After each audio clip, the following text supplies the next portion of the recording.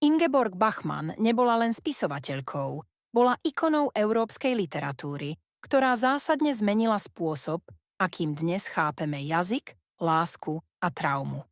Narodila sa v roku 1926 v rakúskom Klagenfurte. Toto mesto na pomedzi nemeckej, slovinskej a talianskej kultúry v nej od detstva pestovalo fascináciu hranicami. Jej šťastné dospievanie však v roku 1938 brutálne ukončil vpád hitlerovských vojsk. Tento moment neskôr označila za svoju prvú smrteľnú úzkosť. Bol to bod, v ktorom sa začali jej skutočné spomienky a ktorý navždy poznačil jej vnímanie sveta.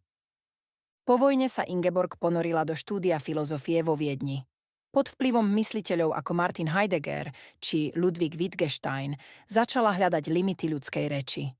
Verila, že starý jazyk je otrávený minulosťou a pre cestu k utópii potrebujeme novú, pravdivú reč, ktorú ešte len treba vynájsť. Jej literárny vzostup bol priam raketový. V roku 1953 získala prestížnu cenu skupiny 47 za zbierku Čas na úver a o rok neskôr sa jej tvár objavila na titulke časopisu Der Spiegel. Stala sa z nej mediálna hviezda, no vnútorne zostala nepokojnou hľadačkou. Svoj život na voľnej nohe delila medzi Viedeň, Zürich a milovaný Rím. V tvorbe odmietala mlčať o hrôzach minulosti i o tichom, každodennom násilí v spoločnosti. Varovala pred prežívajúcim nacizmom ukrytým v medziľudských vzťahoch.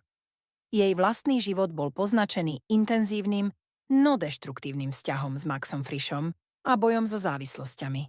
Tieto krízy sa hlboko vpísali do jej neskoršej prózy, najmä do kultového románu Malina. Ingeborg tvrdila, že existuje len vtedy, keď píše.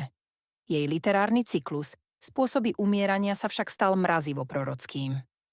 Zomrela tragicky v roku 1973 vo veku 47 rokov na následky požiaru vo svojom rímskom byte.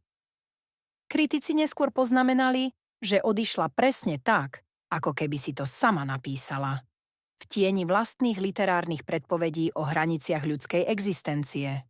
Hoci jej život bol plný nepokoja, jej precízne texty zostávajú dodnes živé a naliehavo zrozumiteľné.